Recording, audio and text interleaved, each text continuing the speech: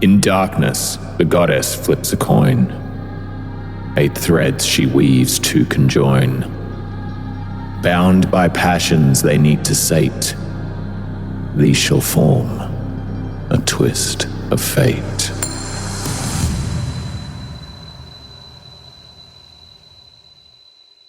New beginnings. Could I even dream of having one? Is this real? Is she real? I can't even find the words. To begin again with her. To see her face, her smile, smell her hair. Would the gods be so kind to me and give me one more beginning? A new beginning is welcome, I think, depending on who gives it to you, I think. I haven't had a lot of them. I had one when I left home, and that was complicated. Well, this new beginning, the plan is set, and I think it's strong. So this new beginning is hopeful, probably. New beginnings are exciting. Absolutely. It's the start of a new military campaign or a new person you're meeting. But we need to be careful about new beginnings because that excitement can start to blind us. And we need to be prepared for what's after the beginning, the middle, and the end. I am having the best time. I am meeting all these cool new friends. And we're sort of touring the country a little bit. And I think I'm on the verge of a mental breakdown a little bit. Darkness. A coin flips, its sound reverberating across the plains. A twist of fate. As it descends, a tear falls from the eyes of the Fate Weaver. For even before it lands, she knows the result will bring naught but pain and grief.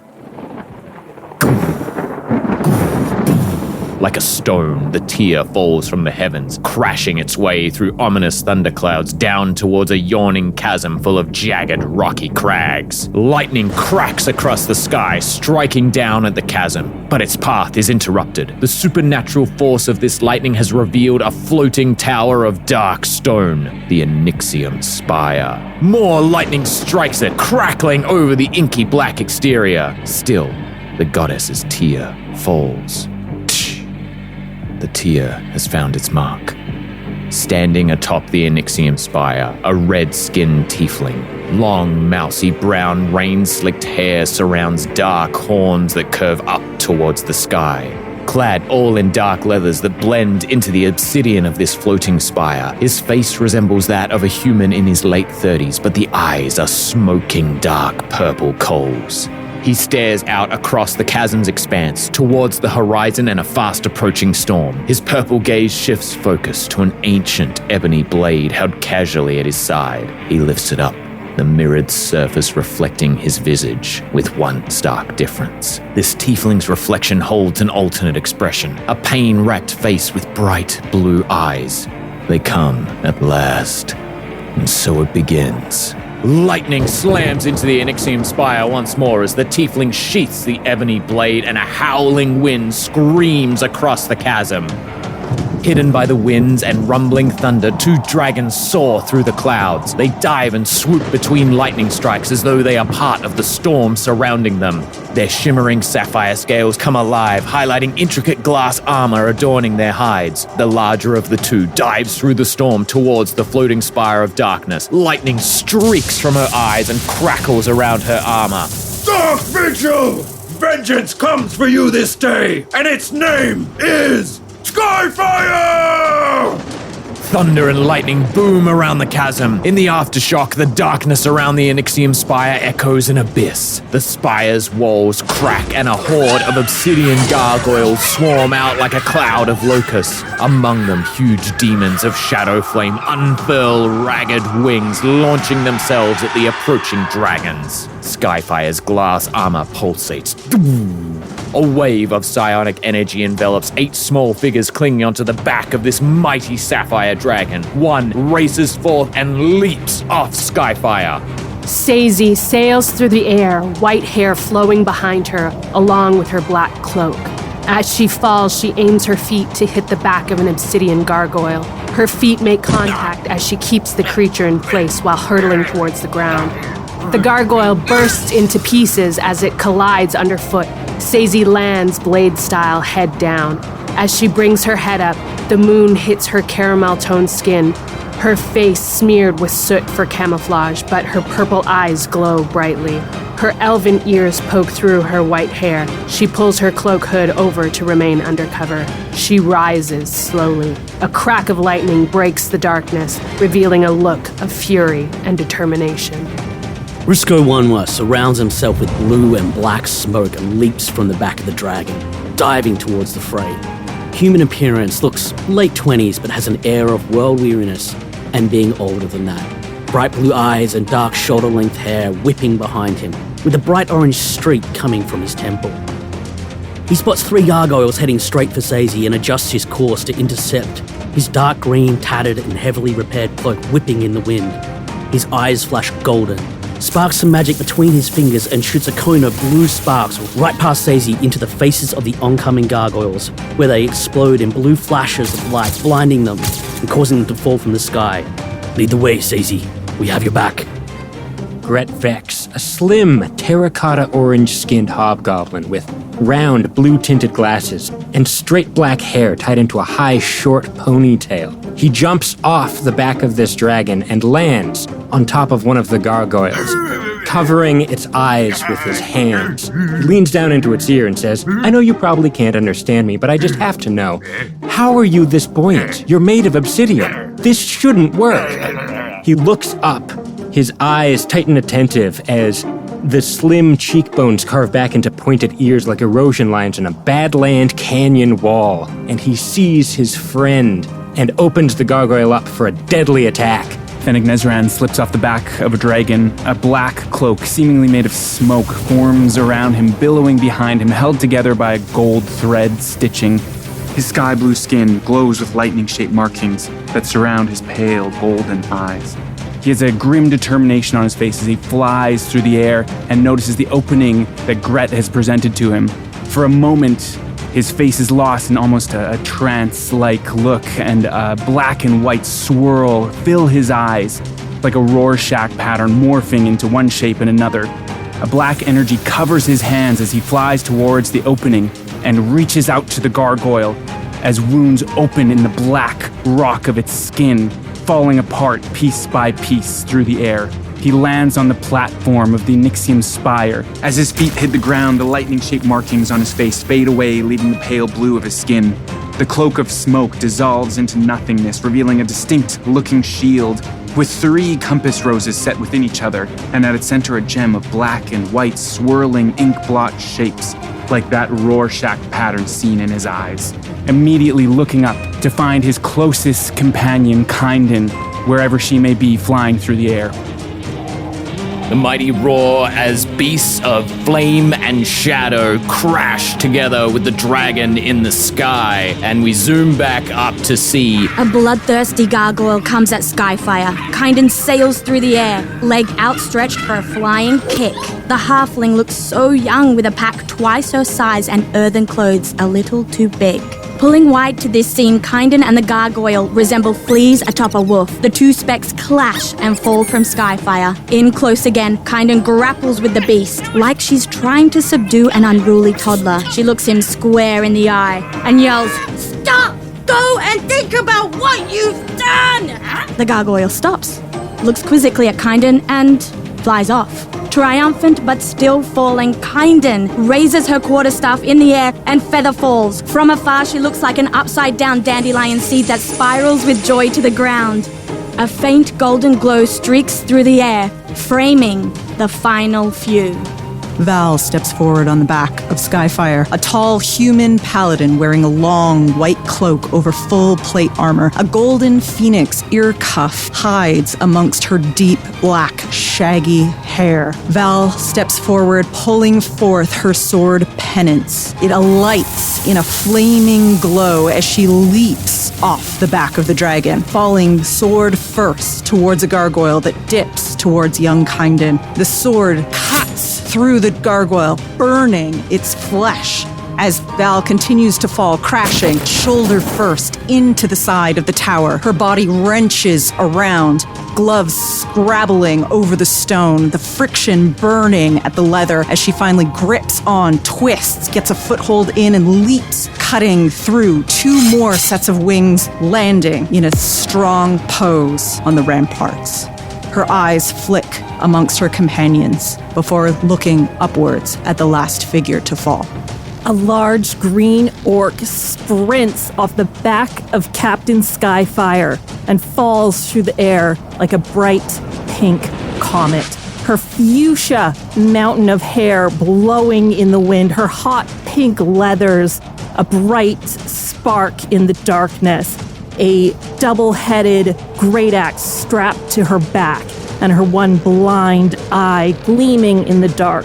She grabs a gargoyle as she's falling through the air and spins herself, giving into her ancient blood song.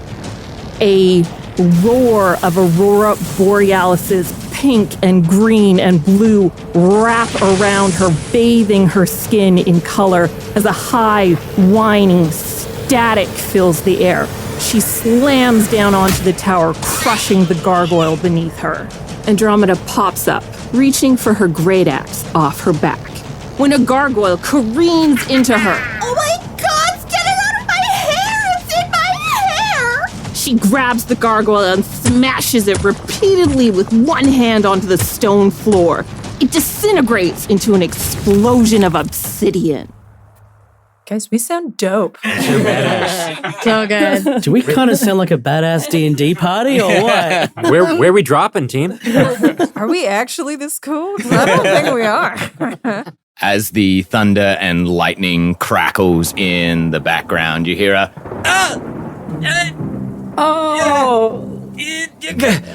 don't worry, I got it.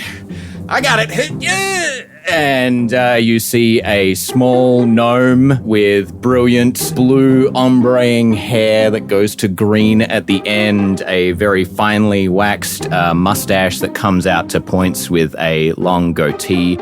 Iko Rogsworth, the wandering whimsy, rolls on in his colorful robes that are also showcasing his hair, except they're in reverse.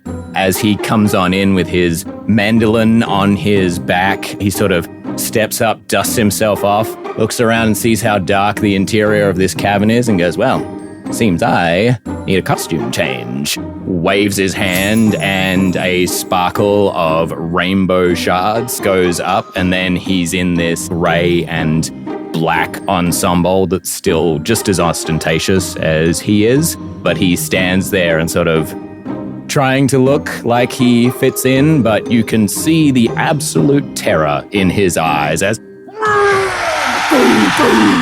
crashing happens outside. He spins around and you turn, and the rest of you watch as this large, dark-skinned, shadowy demon comes out and crashes into Skyfire, and the two of them are now wrestling in the air. Skyfire summons a massive version of her halberd within her dragon hands as the demon summons a sword of shadow flame, and the two of them are battling sword against halberd in the sky. You all hear in your minds, I've got their attention.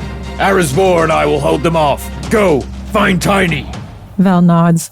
Sazey, do you want to lead? Can you feel her? Yes, I can feel her.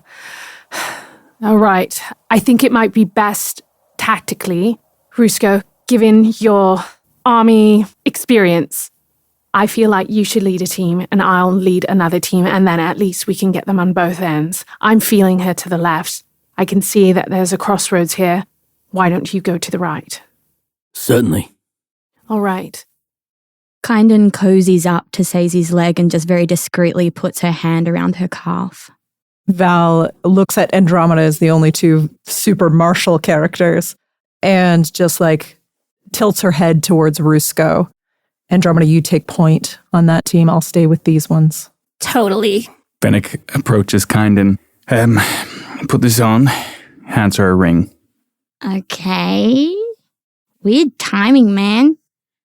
Fennec does a gesture, and black and white glow, like the Rorschach design, glows in both of their rings. Let's fucking do this. Kynden, would you want to stay at the opening and just keep an eye on Skyfire and make sure we can find a way out? That way we can sense you? No thank you. Are you sure? I really don't want you to get hurt. I don't think it's a good idea for anyone to be alone. Yeah, what if she gets hurt and we're not here? That's fair. What if you get hurt and you need me? Strength in numbers. I'm always going to need you. All right.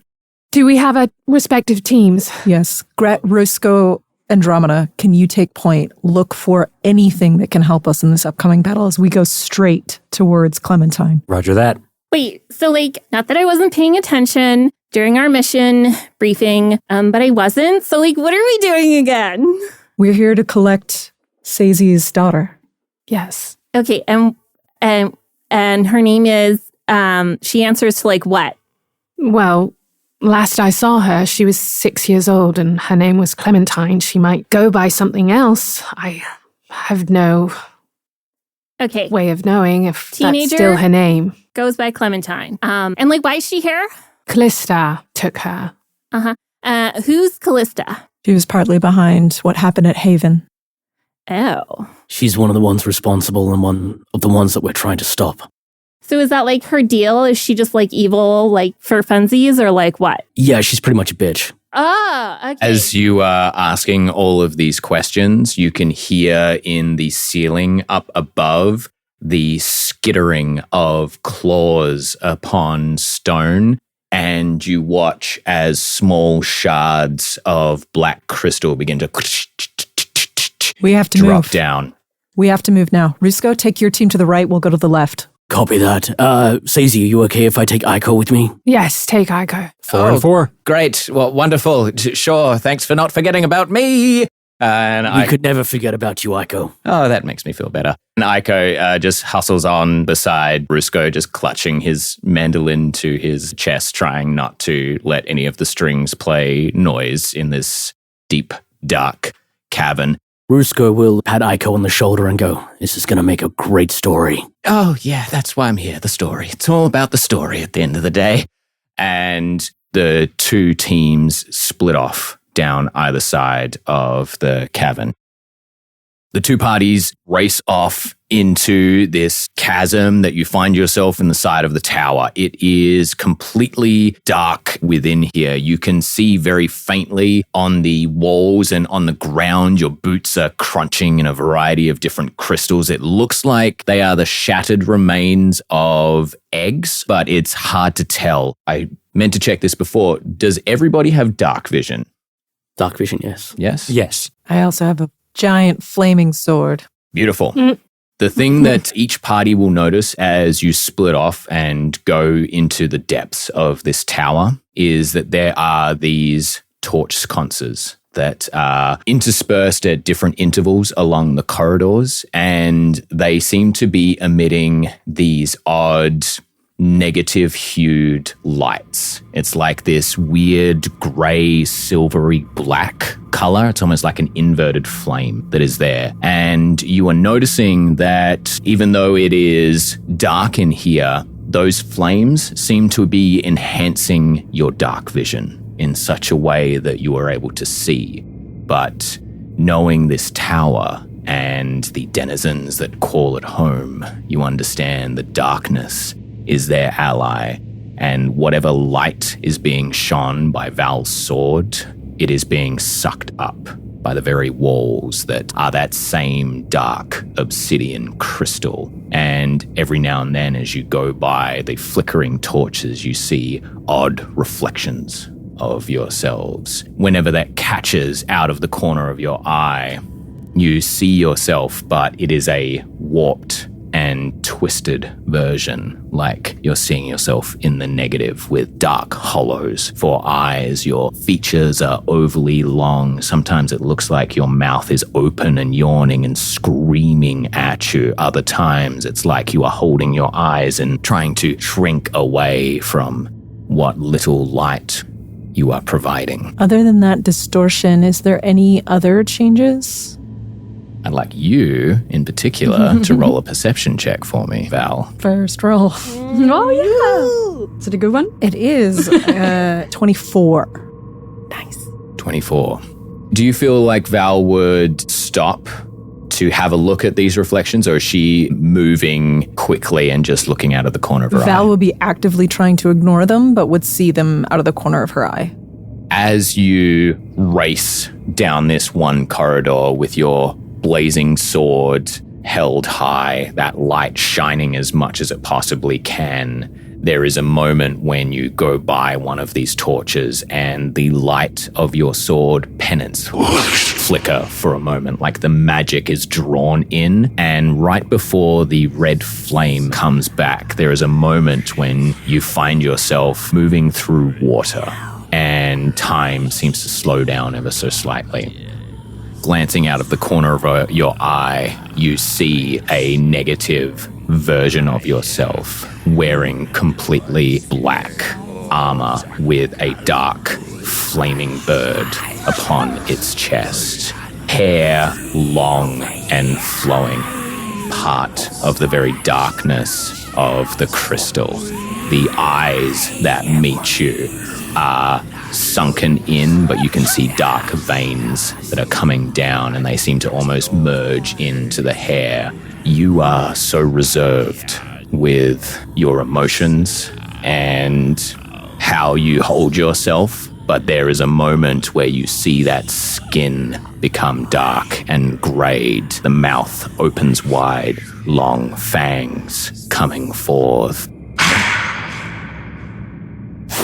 Penance's flame is back up and the vision is gone. Val trips slightly before catching herself and then turns back to the rest of the group. Do not look at them. And then pushes forward. Sazey, make a wisdom saving throw for me.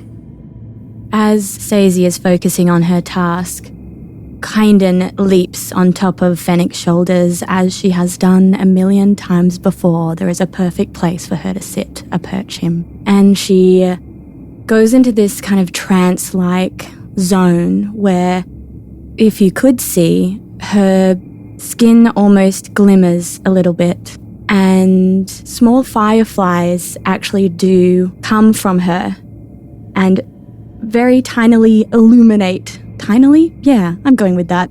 Tinily illuminate where we are and spread to my 3 companions as they are now blessed. Sazey? I rolled a 26.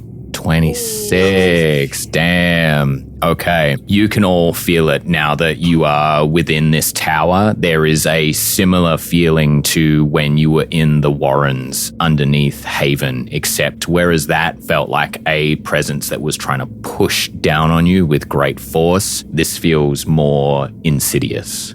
This feels like there are these tiny little whispers that are every now and then just slowly stroking at the sides of your neck or clawing at the back of your feet as you run down and your footsteps echo throughout this crystalline structure.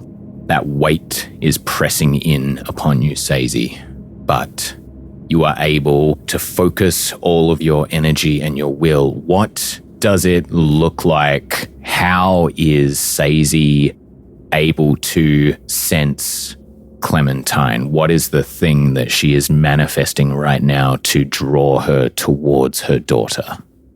In Sazey's head, she can hear the lullaby she sings to her, or used to sing to her at night before bed.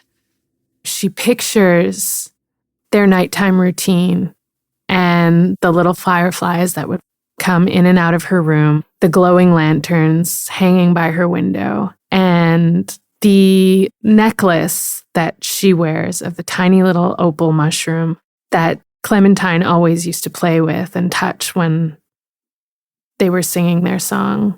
So she grasps the necklace And you can see it's glowing so brightly as a result from her inner love for her child that you can see it peeking through. The light is peeking through the creases in her hand.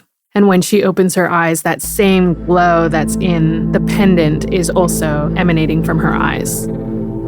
Fireflies have come to greet the evening sky above. Sweet smells of flowers fill the air, remind me of your love. The wind that blows, the flames that glow, the light the darkest night. Don't you fear, your man is here, I'll hold you oh so tight. Nothing can harm you when you're close to me. I will protect you from the evils that you see. My tiny girl with eyes so bright that match the earth and the sky. You're powerful more than you know. You fill my heart with pride. And when you're scared and no one's there to hold you through the fear, remember, darling, you are loved. Your mama's always here.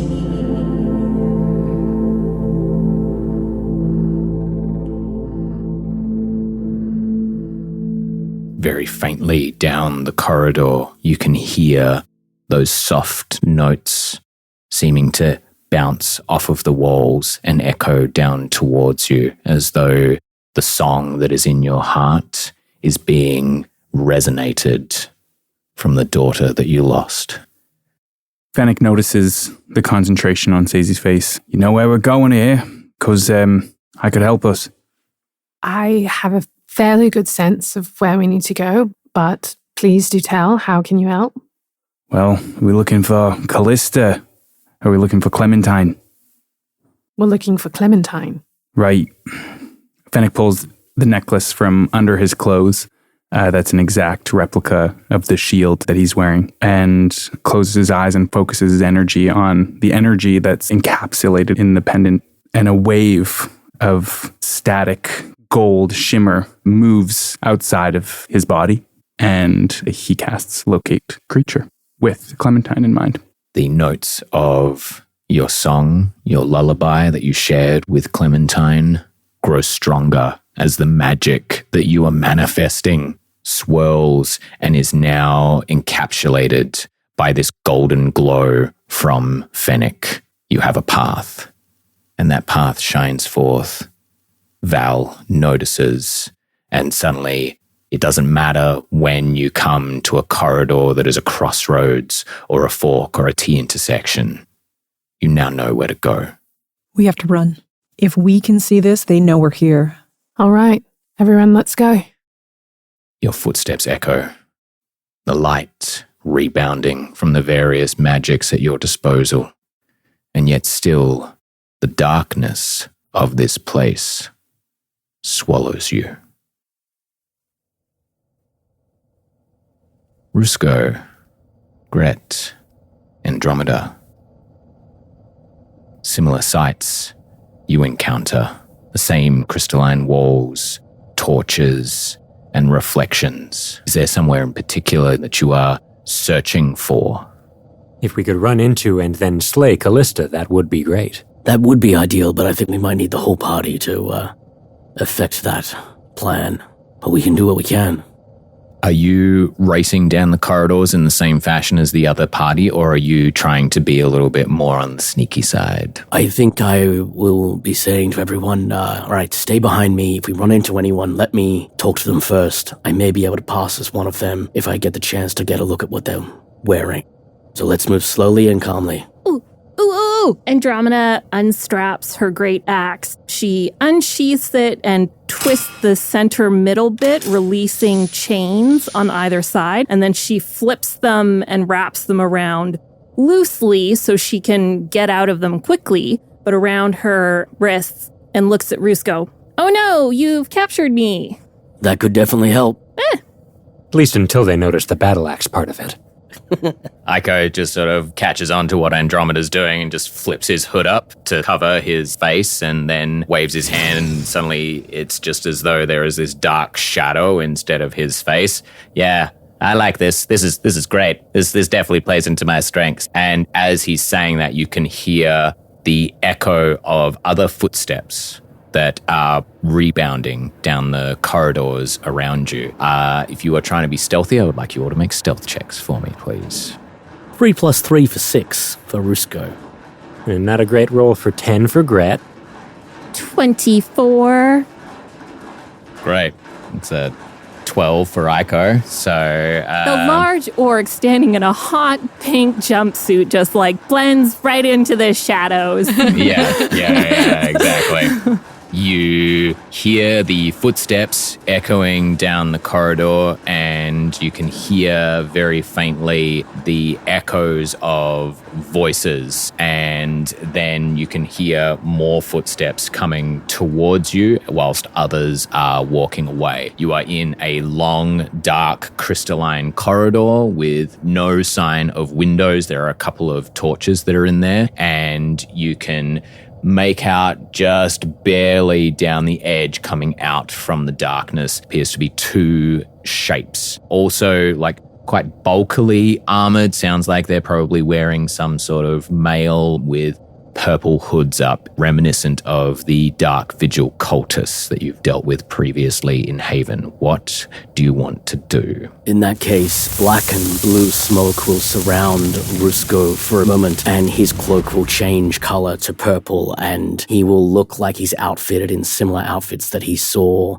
these people in Haven wearing. He will stand up taller and step out to try and meet them as equals. Okay. Aiko will step to the side and hold out a hand and onto one of the chains that is around Andromeda's, but he's kind of got to stand on tiptoes to do so. Gret, what are you doing at this point in time? I think he would slink into the side of the wall, try to maintain the shadows as much as possible with a 10 roll. Andromeda slumps down on the ground, so it looks like Aiko's been dragging her. Great. It's just a very heavy, like... As you slump down and Aiko looks down, he's like, okay, no, you know what? I can work with this. It's fine. And just is standing there, like, trying to look imposing whilst Rusco steps forward. Rusco will step forward to meet these people in front, like a few steps in front of the others. These 2 figures, one looks like they are orcish in nature, the other looks like a burly human. The human steps forth. What you got here? More gifts for the master? Yes, we just arrived from Haven. These are a couple of prisoners that I caught sneaking around outside. I think they might have been planning to join in this attack that's happening. What's going on? Make a deception check for me. Oh, shit. That's a 2 + 5 for 7. 2 + 5 for 7. Great. Rolling hot. Rolling hot indeed. The burly guard that is in front of you cocks their head to the side. No one was left in Haven. Okay, then Rusco is just going to go, shit, let's try this again. He's going to snap his fingers and he's going to cast something that no one else has seen him use yet. He's going to revoke memory. Yeah! Okay, that's a saving throw. Yes. Wisdom saving throw? Okay. DC 16. All right. You watch as the human that is standing there kind of narrows his eyes, but the orc that is next to him starts nodding his head. I think we did have some back in Haven. Still is probably all right. Secret orders. Oh, yeah. Always secret orders there is. Shut up! You got the stink of some of those that we dealt with back there. Especially that one. Oi, I can see you! And he looks back directly towards where Gret is standing in the shadows. You're gonna come with us. Well, we were supposed to cause a distraction, and I'd love to do a sneak attack. Yeah, great. Go for it. Make an attack. 16 to hit. Oh, yeah, well and truly. Great. Rusco will reach out his hand and say, like, look, I don't really think you want to do this, and will attack as well. Okay, great. Go for it. He is wearing metal armor, so if you're doing your shocking grasp, you have advantage. 16 plus 8 for 24. Okay, yeah, that hits. 23 damage. 23 damage. On the sneak attack. Okay, great. Woof. Hand crossbow. He reaches his hand forward and a bolt from seemingly nowhere shoots forward into the suspicious human cultist. Slams into the cultist right in the collarbone area as Rusco, you place your hand on their shoulder. 10 points of lightning damage as well. Yeah, you can hear the gurgling of his lifeblood coming out and then the crackling of the lightning as it rebounds in under the arm. And then he just crashes down onto the ground, echoing in the corridor around you. And the orc just says, that wasn't very nice. What'd you do? Wait a second. Andromeda. Andromeda pops up and with a quick flip of her wrists, undoes the chain so that she's got 2 blades, 1 in each hand. The pressure has been building inside of her as they're going through this corridor. She's been trying to ignore the strange visions that feel so like the turmoil that goes on within. Okay, so you're gonna roll for your blood song? Yep. Okay, go for it. Let's see what we get. Song of Grief. The terrain in the dark hall changes. It appears to be a desolate shore of beach stones with waves churning and crashing, and there's chunks of ice that start smashing and pelting against her body. Deep purple bruises and cuts start appearing all over her body. Rain starts pouring down inexplicably. Her hair is soaked. She's crying tears of blood. So that's your bonus action. You're going to come up and hit this guy as well? Yeah, and I'll do 2 attacks in a row. Great, go for it. Make your attacks. The rain is making the ground slick, and you can see the orc who had his memory dealt with by Rusco is just staring around in dismay at what's happened to his accomplice, and then just watches as this hulking barbarian just comes roaring towards him. 25. Yeah, that hits. What's your second attack? 25. Yep. No, hits. 23, sorry. That still hits. You slam both axes into this guy, and he takes the hits. As he starts to scramble away, a dagger just slams into the back of his neck, and Aiko's just standing there, still clutching his mandolin. Nice throw, Aiko. Yeah. I didn't know you could also play an instrument of death. Well, you know what? You learn a few things on the road. Andromeda gives him a thumbs up. You can hear in the distance that there is more footsteps are starting to come towards where you are. And I need you all to make dexterity saving throws for me as the entire world around you seems to shift. Vertigo starts to take you. 17 for me. 10. 11.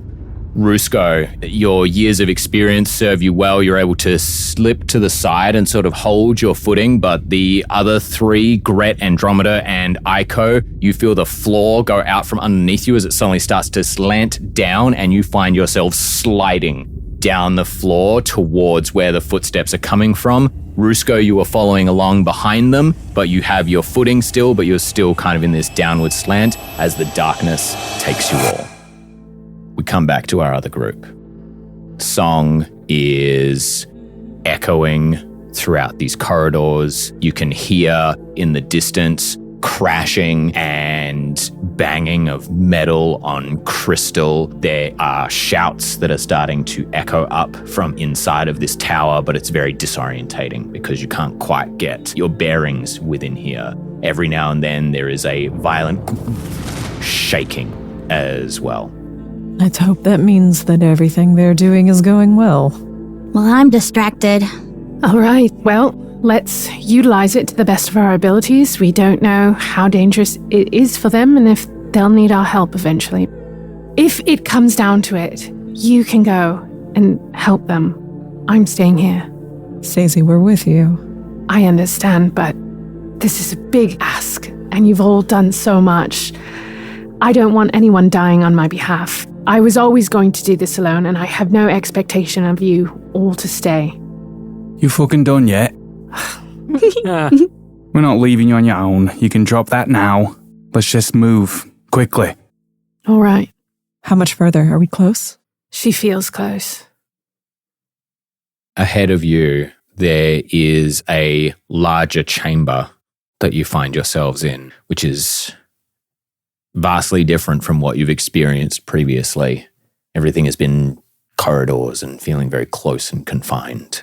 You find yourself in this round, circular area. The light from penance isn't able to encapsulate much of this room, but still there are some more of those torches. Off towards one corner in the northeastern area, you can see that golden light, those notes swirling in the air, drawing towards an archway of Gothic nature.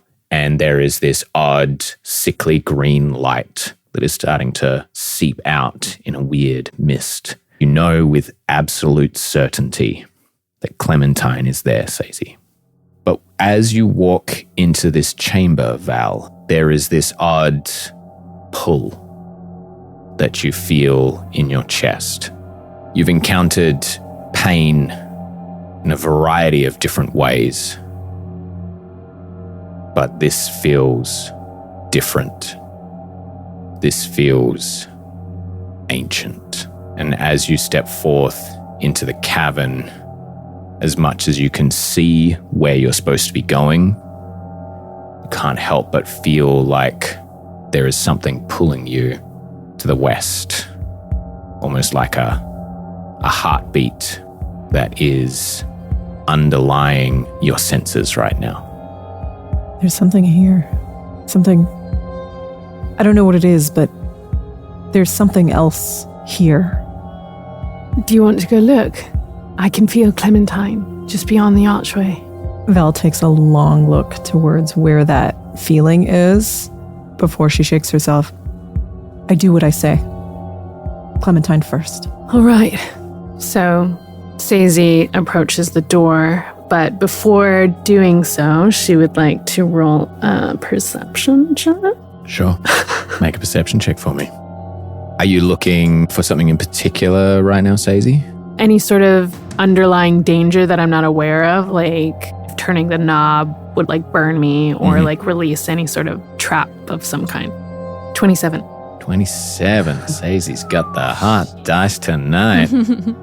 As you approach this archway, whereas everything else has been entirely smooth, this almost looks like it's been made up of several blocks. There is a interesting elven design to it as well that is very flowing and fluid. You can see a variety of different runic carvings that are almost like pictographs, seeming to showcase different creatures from a variety of different environments. The archway comes down and you can see these large Gothic doors that are there made from this dark, stained wood. It does not appear to be any traps within this doorway itself, but with that high of a roll, something that you do notice is this is not the only archway within this chamber.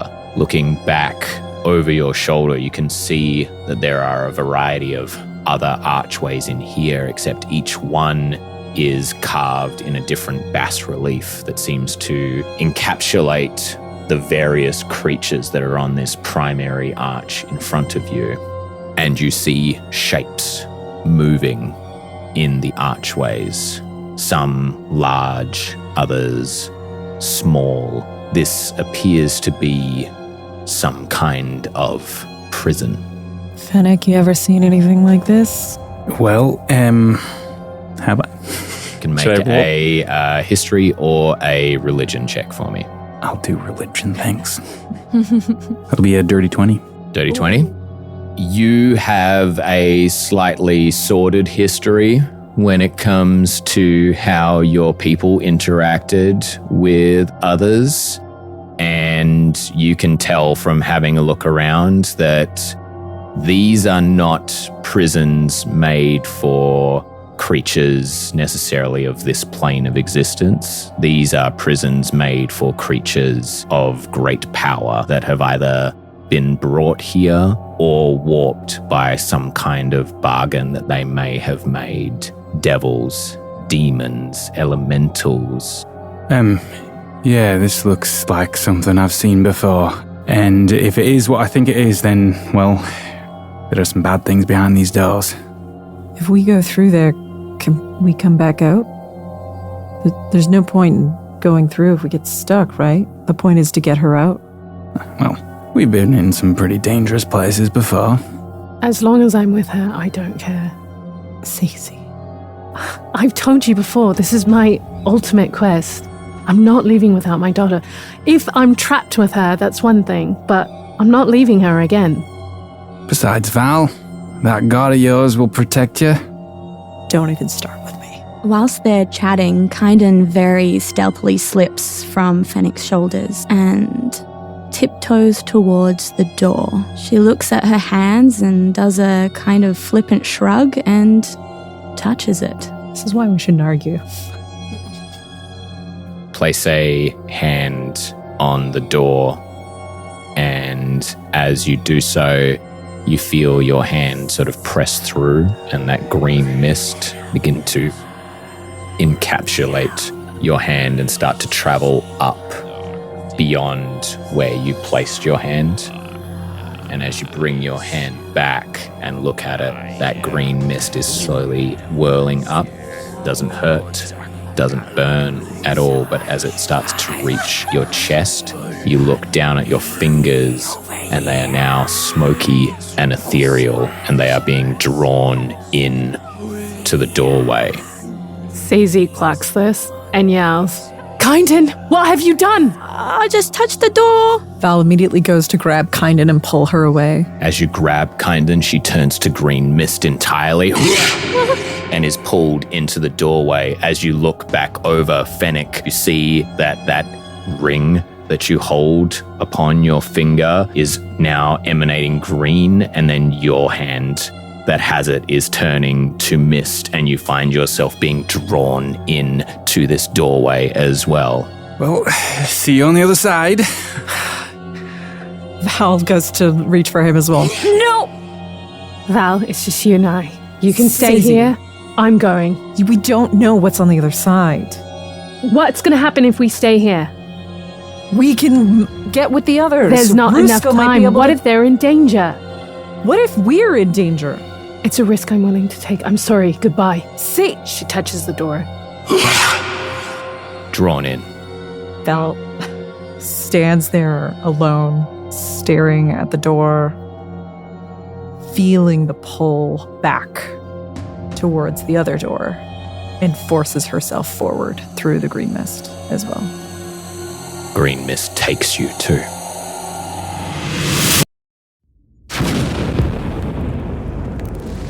The floor underneath you is sliding. You can feel the armored bodies of the cultists just go woof, sailing away underneath you. Aiko is just there. And he slips onto his bell and he's trying to scrabble on this crystalline floor, but there is no possible purchase that he can grab a hold of, and his small form is quickly darting past you, Rusco, into the darkness. What are the rest of you doing whilst this is happening? Already slipping down, yeah? I think trying to grab onto bits, but like Aiko, there's nothing to get purchase on. Just make a strength check for me, Gret, to see if you're able to grasp onto anything. 8. Unfortunately, Aiko comes sliding by and very quickly, same thing happens to you. Try and grip on. There's one point where you feel like you catch something, but then your finger slips and you go sliding down into the darkness as well. Andromeda. Andromeda is going to lock her great axe together again, slam it down on the floor, and try and surf it down. 7. Great. You are still raging at the moment, so I will say, for the purposes of this, if you would like, you can make a athletics check with advantage to attempt to surf your great axe. It's kind of like snowboarding, really. Totally like snowboarding. Yeah, exactly that. 25. 25. Yeah, great. Oh my god. No low rolls. No low rolls. Yeah. Rusco, you watch as this newcomer that you Okay, guys, I got this. play it out. How does it all look as you go surfing on your great axe down this corridor? I think because she kind of whiffed her dexterity roll, she sort of already began tumbling. And because she has practiced with this great axe so much, it's second nature to her to just click it back into place, drops from her hand, and she just like naturally, without thinking like, what am I doing, just steps onto it. Okay, great. You step onto it, and in no time at all, you go zooming down this descending corridor. You're able to scoop up Gret and Aiko into your arms, and Aiko is just going, "Oh, God! This is so cool. It's unideal. Rusco, you are quickly being left behind, and you can hear that there is a horde of armored footsteps that are clanging down the corridor behind you, and you can hear more of that skittering on the walls as well. What are you doing? Well, shit. And Rusco's gonna steady himself on his feet and just go with the slickness and try and slide down, maybe like pushing himself from one wall to the other, so he's got a bit more control. Okay. But he's still sliding down, chasing the others. All right, great. You can make either a acrobatics or an athletics check for me to attempt to hold your feet whilst you're doing Acrobatics, this. please. 12. 12. Okay, not too bad. You're sort of slipping and sliding. You're not moving at the same speed as the others. You're kind of taking it a lot more Trying carefully. to be more controlled. So Yeah. So you're separated now from the others, but you are able to maintain your feet, and some of that crashing and clanging behind you is starting to grow more distant. The thing I appreciate about this party is that nobody wants to be the last person left behind on a bad idea. Too true. Okay, Andromeda, you feel the floor beginning to sharply descend. I need you to make a perception check for me to see if you can see what's coming up ahead. 10. Okay. I need you to make a dexterity saving throw straight for me because you are not able to see the danger that is ahead. You are still sliding down on your great axe. Aiko is holding on to you. 30-20. Nice. With Gret on as well. And there is just something with the blood pounding in your ears, that rain slickness that is upon you, and the streaks of that dark blood still like flying off into the distance. You just feel with your every essence that there is a shift in the terrain around you, and you're able to leap forth, grab your great axe, separate it, and hurl it across. You watch as the great axe slams into a stone archway across the way, and all three of you go boom, slam into a rock wall as there is now just like a shaft of darkness underneath you. Okay, that was like so cool, guys. Am I right? Guys? My answer depends on where we ended up. Could we climb? Could we climb, please? And you just look down, and Aiko is just like hanging on to your boot, just dangling. Andromeda pulls up her leg so he can like scramble up onto her back, and Gret can kind of like go up on her shoulder somehow, and she's going to try and like scale up to her great axe and then use both sides like rock climbing picks. You can see as you scale up and get to where your great axe has landed, it looks like there is another hallway here, except this one seems like it has been refined. It's not just pure crystal wall that's along the sidelines. You're able to sort of climb up in there, and you can see that there is a faint little bit of light that is coming down from the corridor behind you. Rusco, I need you to make a perception check for me. That is our first natty one. Nat 1. Okay. Rusco, you miss the edge and the end of the ramp entirely, and you just go flying off into the darkness of the chasm. You do not see your friends. You just see darkness around you. What do you do? Try and find some kind of purchase or hold before I keep falling. Do we see him? Make a dexterity saving throw for me. You guys can make perception checks for me. 18 plus 3 for a 21. As the chasm drops out from underneath of you. You're able to turn and you can see that there is the body of the guy that you shocked. He is wedged on one of the corners and you're able to grab onto some of his armor, but you can feel as you grab onto him, it starts to slide down. And looking down, you now just see darkness underneath where you are. What did you guys get? Shit, where did they go? 13. 7. Aiko turns around. It's Rusco! Nat 20 for Aiko. Yes. Is it long enough that I can do a 30-foot throw with my great axe, or is it too long for that? You were able to get your great axe across because of the momentum of you guys traveling over. You would hazard a guess it's somewhere in the vicinity of 50 or 60 feet from where you are at this point in time. Gret, anything that you're doing in this moment? Words of encouragement. Gret is very good at helping people. Coaching-wise, he's going to be like, just take it one step at a time, buddy. Make your way to us. Okay, Andromeda, what are you doing? Yeah, fuck it. I back up a little bit into the corridor with my boots of springing and striding, which I totally just remembered I had. I'm gonna take out my great axe again. I'm gonna start whipping it around like some kind of strange steel turbine, and I'm gonna try and get momentum and propel myself and chuck out the great axe so I can get back over to Rusco. Make a athletics check for me with advantage because you're still got a couple of rounds left of your rage. So it's like they're on a ledge and there's a chasm 27. and then I'm over here, right? Yep. 27?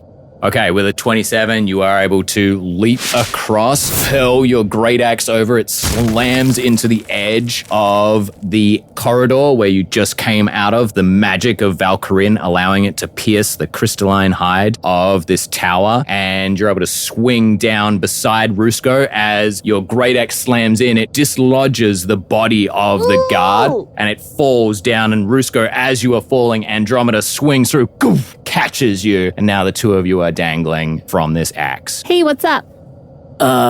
Yeah, we're kind of fucked here. Gret, I need you to make a perception check for me, please. 11. You do not hear the figure that steps up behind you. All you hear is the soft words that are whispered in your ear. Reunions are better together. Don't you agree? And then you just feel a boot in your back and goof, you are launched out into the chasm. Andromeda and Rusco, you watch as a hooded and cloaked individual kicks Gret and Aiko. The two of them plummet into the chasm. As you reach forth to aid them, Andromeda, you feel a shift in your great axe. Looking up, you watch as a nightmarish undead orc, brutish features twisted into a malicious grin. One of its arms has been replaced with a monstrous mechanical prosthetic that is currently prying your weapon free of its grip within the stone. With a grinding squeal, your axe comes loose. You and Rusco fall into darkness. As we start to drop, Rusco will reach into one of his pouches, pull out a black raven's feather, spark it alight, and black smoke will go out and surround all four of us as he casts Featherfall as we disappear into the darkness. Seems like a life-saving move, yeah? Kynden. You feel the wisps of your body coalescing together. The darkness of your vision fades as your surroundings become clearer to you. The acrid smell of alchemicals, bubbling beakers and clinking chains. A bright flash of lightning highlights a pair of magnificent stained glass windows. On the left is depicted an imposingly tall hooded figure with skin like the night sky. A blindfold of stark white covers their eyes. Their hands reach out to the mosaic on the right, where a knight in ornate armor kneels, holding aloft an ancient blade. The Sword of Midnight. You saw it wielded by the champion of Dark Vigil during the days of Broken Sanctuary within Haven. The mist coalesces beside you, and Fennec appears. Sorry? Yeah, that was a bit stupid, but... I just touched a door. Right. What are you supposed to do with doors? Well, when they have magical fucking auras, you maybe stay away from them. Well, I didn't know I had a magical fucking aura. Fair enough. We'll just stay away from all doors now. Whatever. Okay, Kynden. Okay. She huffs off to go look through the stained glass window. Sazey appears next to you, Fennec, as Kynden huffs off. Oh, my. Is everyone all right?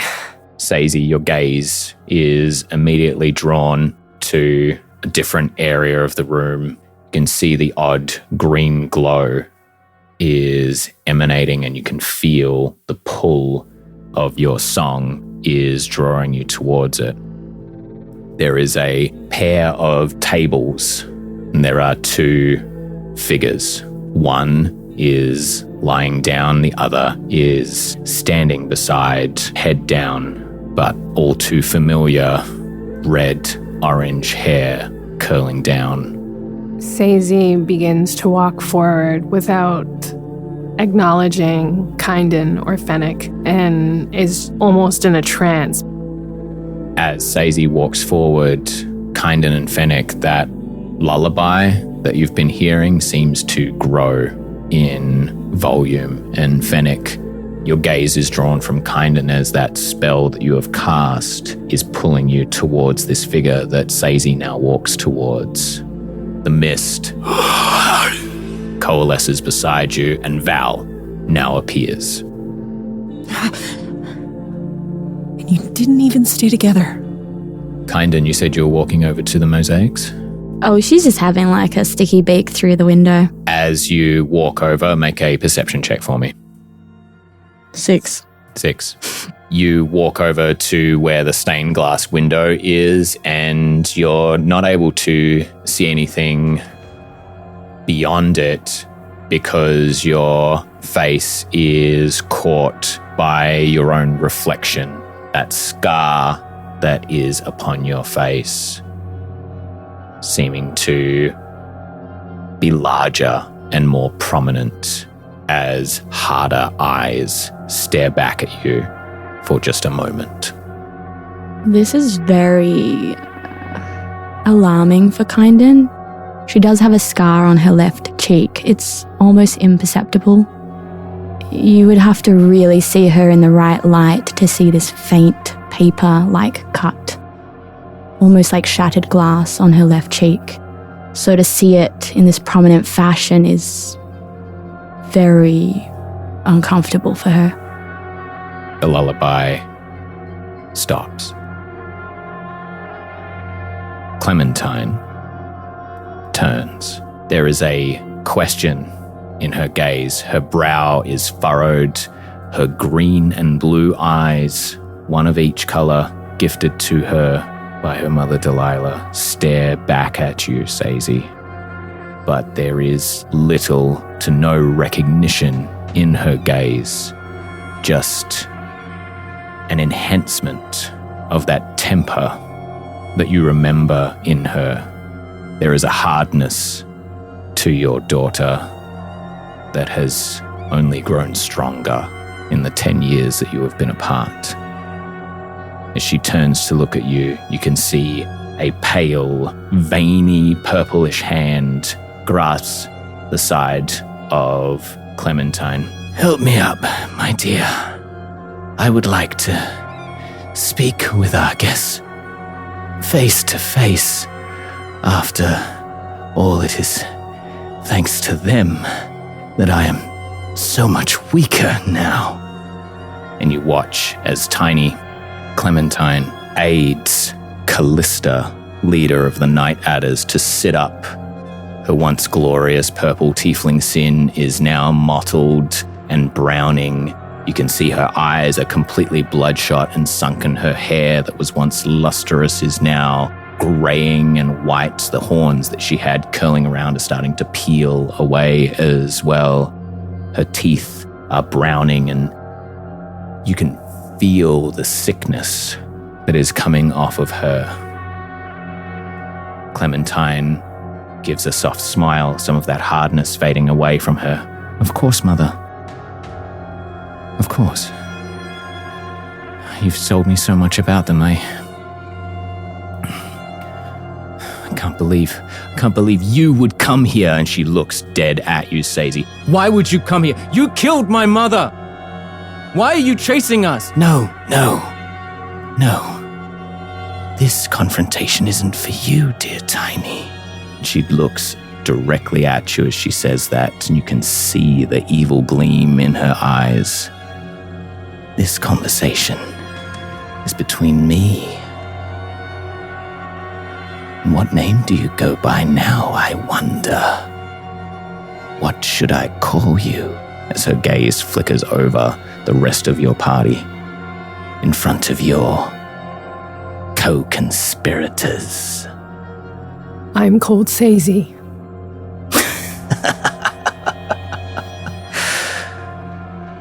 Such an innocent name. Didn't I tell you, my dear? My lovely daughter. Just lies from this one's mouth all the time. A viper in the midst of sheep. And Callista starts to collapse over, coughing violently. Clementine brings forth a small kerchief to dab at her brow and reaches over, looking about frantically, grabs a small vial of greenish liquid and pops the cork and hands it to her. Here, Mother, you have to take your medicine. You have to get better. Everything's going to be better soon, right? Right? Yes, it will. We just have a couple more guests to welcome. And then we'll be able to take out the trash.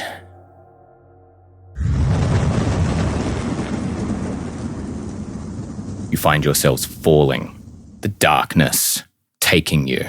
The featherfall that is swirling around you is softening the ride down. Andromeda, you feel that song that is within you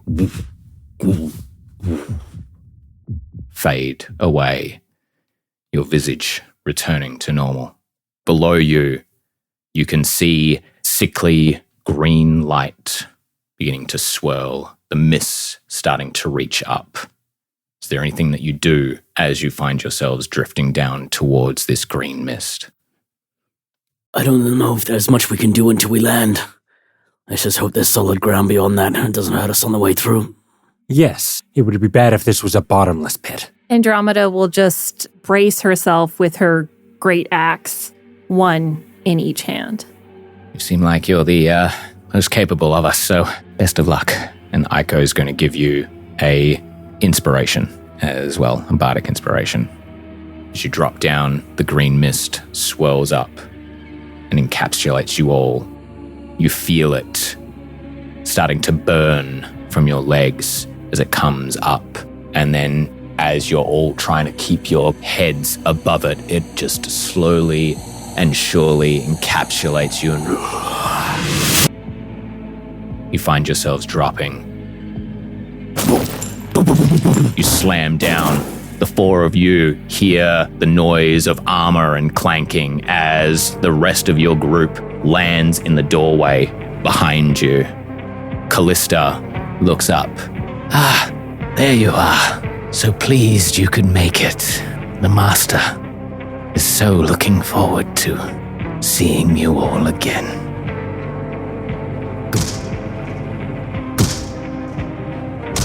Kynden. From the stained glass where you are standing, you hear these boots echoing like armored footsteps down a corridor. The night in the stained glass mosaic before you tinkles and begins to stand. Turns, looks down at you as though it is entirely alive, and then you hear a as the glass comes forth and around and in all of those shards. As they come by you, you see different reflections of yourself and that scar in a variety of different phases. You see reflections of each of your friends in different states. Some where they are dead, others alive, but all are in pain. Her eyes roll back, a deep, dark blackness consumes them, and she says, "No!" and gets lost in the moment. You get lost. The rest of you watch as Kynden, this tiny voice in amongst all of this darkness, cries out no. You see this cloaked figure emerge from the stained glass and place a red hand upon Kynden's tiny little shoulder, looking down at you. The face of a tiefling that you've seen before, Baron. She maintains her insidious gaze and again says, "No!" Baron just looks down. For a moment, you see the eyes as they were when you first met him. For a moment, the briefest flicker, you feel the weight of your insidious gaze slam into him. Then his eyes are entirely purple, smoke streaming out from them as he grips the blade at his side. Oh, Kynden, that heart of yours. Baron turns to face you all. Fate has brought us all together, but in the end, everything returns to the dark. And that's where we're going to end episode 1 of Twist of Fate.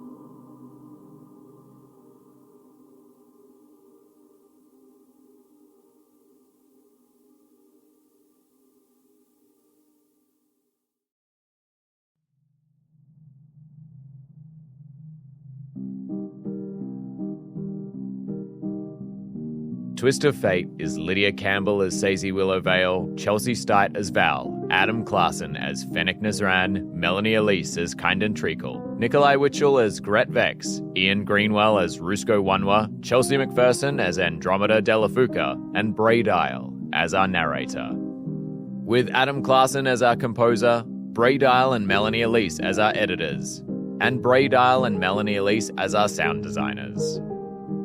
You can find us on Instagram and YouTube at Twist of Fate Adventures, or follow our website, shows.acast.com/twist-of-fate. Links in the episode description. Be sure to like, subscribe, and follow us so that you don't miss out when our episodes drop. Your reviews are wonderful too. Those words and ratings help our story reach across the realm to find other adventurers seeking comfort through storytelling. Our next episode flies forth on the backs of dragons in 2 weeks. Until then, from the bottom of our hearts, thank you. May you challenge destiny and shape your own twist of fate.